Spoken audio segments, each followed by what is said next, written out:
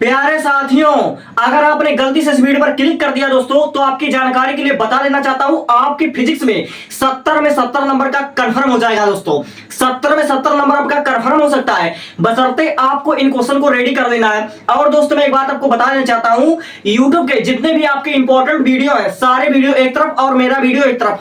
दोस्तों मैं आपको जो बता रहा हूं 110% गारंटी है कि जो क्वेश्चन बता रहा हूं वो आपके पेपर में डायरेक्ट देखने को मिलेगा, डायरेक्ट आपके क्वेश्चन देखने को मिलेंगे। और हाँ दोस्तों, अगर आप मुझ पर विश्वास कर सकते हो तो अपना 10 मिनट जरूर यहां पर देना, क्योंकि इस 10 मिनट में तुम्हारा जिंदगी बर्बाद नहीं हो जाएगा, लेकिन 10 मिनट में तुम्हारे 70 नंबर कंफर्म हो सकते हैं।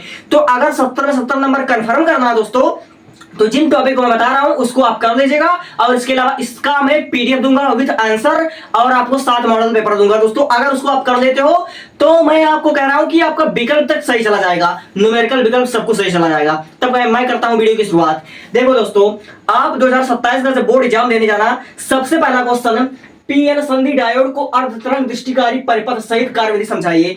दोस्तों पीएन संधि डायोड को अर्धतरंग दृष्टिकारी, ये वाला क्वेश्चन 2027 में कम से कम 3 सेट में पूछा जाएगा, कम से कम 2 या 3 सेट में, और जब भी पूछा जाएगा 6 नंबर या 7 नंबर का पूछा जाएगा। तो इस वाले क्वेश्चन को आज और अभी और इसी वक्त तैयार कर लेना तुमको।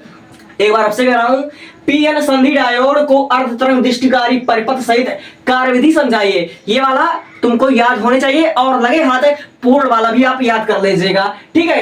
पूर्ण दृष्टिकारी परिपथ वाला भी याद कर लीजिएगा, ये आपके लिए बहुत इंपॉर्टेंट क्वेश्चन है। अब देखिए दूसरा वाला, गॉस प्रमेय। गॉस का प्रमेय आपसे 1 या 2 नंबर में पूछा जा सकता है दोस्तों। अब देखिए, अनंत लंबाई के पतले आवेशित तार के कारण किसी बिंदु पर बल क्षेत्र की तीव्रता, इसको आप पढ़ लीजिएगा दोस्तों।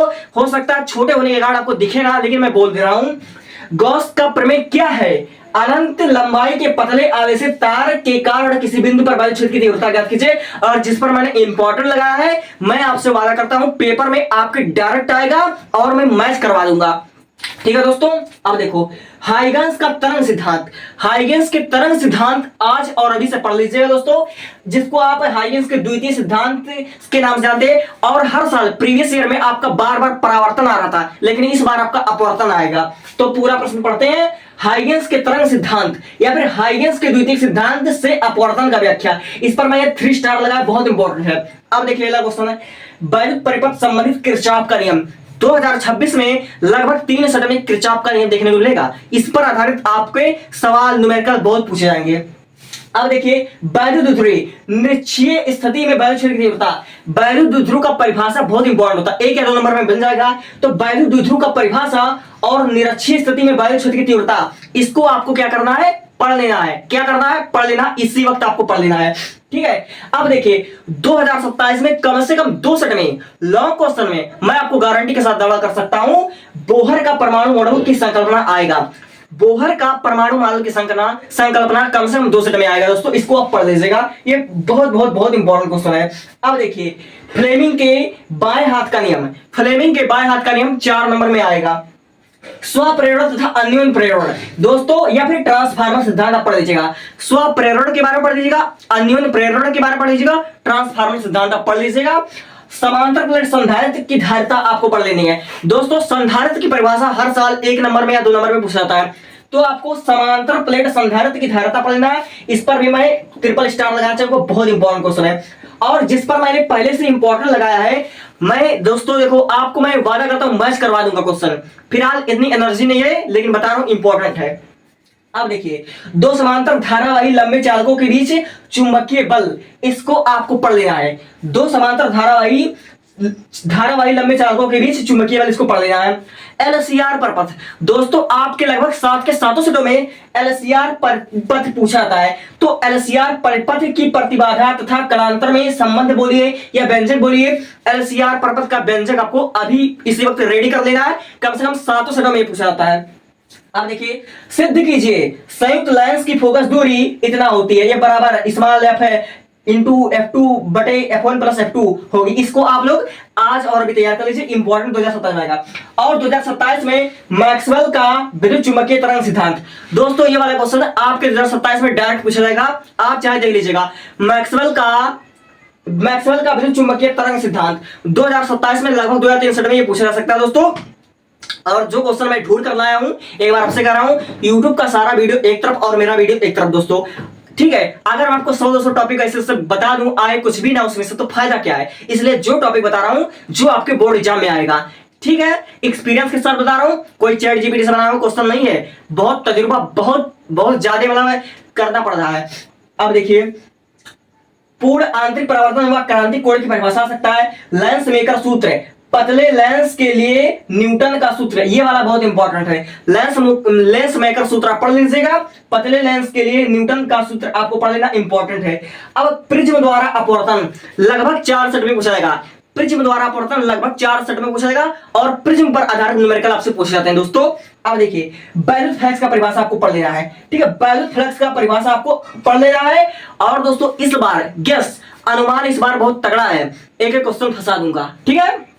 अब देखिए, खगोलीय अपवर्ती तथा खगोलीय दूरदर्शी आपको पढ़ लेना है, खगोलीय अपवर्ती तथा खगोलीय दूरदर्शी आपको पढ़ लेना, बहुत इंपॉर्टेंट क्वेश्चन है। व्यक्तिकरण तथा विवर्तन में अंतर, दोस्तों व्यक्तिकरण का परिभाषा, विवर्तन का परिभाषा और तरंगाग्र का परिभाषा आपको पता होना चाहिए, एक एक नंबर में कभी भी पूछ सकता है। तो व्यक्तिकरण तथा विवर्तन में अंतर और प्रकाश वायु प्रभाव के बारे में आपको पढ़ लेना है। और दोस्तों देखो, आइंस्टीन का प्रकाश वायु समीकरण, दोस्तों छोटे होने के कारण अगर आपको दिखाई नहीं दे रहा हो तो आप जूम कर सकते हैं, या फिर आप मैं जो सुन रहा हूं उसको कॉपी पर लिख सकते हो। आइंस्टीन की प्रकाश वायु समीकरण आपको पढ़ लेना है। अग्र अभिनत तथा पश्च अभिनत, ठीक है, इसको आपको पढ़ लेना, अग्र अभिनत तथा उत्क्रम अभिनत, इसको पढ़ लेना है। और नाभिक वाले चैप्टर से, 14 वाले चैप्टर से, समस्थानिक, समभारिक, समन्यूट्रॉनिक और विखंडन और संलयन, ठीक है, आपको नाभिक, विखंडन, नाभिक, संलयन पढ़ लेना है। समस्थानिक, समन्यूट्रॉनिक, समभारिक आपको पढ़ लेना है। अब व्हीटस्टेन सेतु, दोस्तों मैं आपसे कह रहा हूं लगभग 7 सेटों में व्हीटस्टेन सेतु से या तो सवाल या तो ये डायरेक्ट क्वेश्चन पूछा जाता है और लॉन्ग क्वेश्चन है। अब देखिए, ओम का नियम तथा अनुगमन वेग, चाहे अनुगमन वेग आएगा, चाहे क्या लिखा है, अपवाह वेग, चाहे अनुगमन वेग आए चाहे अपवाह वेग आए, दोनों में से चाहे जो आए आपको परिभाषा लिख देनी है, ठीक है। बायो-सेवर्ट का नियम, मैं आपसे कह रहा हूं बायो-सेवर्ट का नियम हर साल आता है और इस बार भी आएगा। एम्पियर का परिपथीय नियम, लेंज का नियम, इस बार मैं स्टार लगा रहा हूं, लेंज का नियम आएगा। रदरफोर्ड के परमाणु मॉडल की कमियां, रदरफोर्ड के परमाणु मॉडल की कमियां आएगा।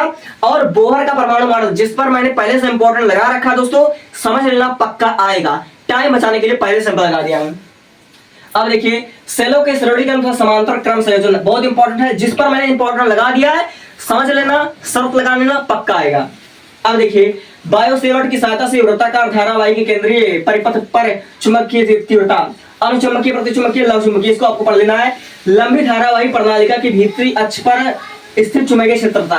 तो आप इतना क्वेश्चन है, एक बार स्क्रीनशॉट लीजिए, इतना क्वेश्चन आप तैयार कर लीजिए। आपने स्क्रीनशॉट ले लिया, अब मैं आपको कुछ कह रहा हूं, कुछ चैप्टर आपको बहुत ही डीप पढ़ लेना है। जैसे आपको संधारित्र में संयोजन, आपके दूसरे चैप्टर से हर सेट में लगभग न्यूमेरिकल आएंगे। विद्युत धारा, विद्युत धारा को आपको बहुत ही डीप स्टडी कर लेना है, और प्रत्यावर्ती धारा आपको पढ़ लेना है। इस वाले चैप्टर से आपके ग्राफ पूछे जाते हैं दोस्तों। ग्राफ के बारे में 2025-2026 2 साल से लगातार आपके ग्राफ वाले क्वेश्चन पूछे जा रहे हैं, और ये वाला नीट में पूछा जा रहा है, नीट में भी पूछा जा रहा है दोस्तों, तो आपको पढ़ लेना है। और दोस्तों देखो, फिजिक्स में 100 में 100 नंबर लाना है तो प्रश्नोत्तर को लिखना सीखो। न्यूमेरिकल को सॉल्व हर बच्चा कर देता है, लेकिन न्यूमेरिकल को अच्छे ढंग से सॉल्व करना सीखो। इसके अलावा मैं आपको 7 मॉडल पेपर दूंगा फिजिक्स का, हर सब्जेक्ट का 7 मॉडल पेपर दूंगा, और इसकी पीडीएफ कहां मिलेगी, कमेंट बॉक्स में पूछ सकते हो।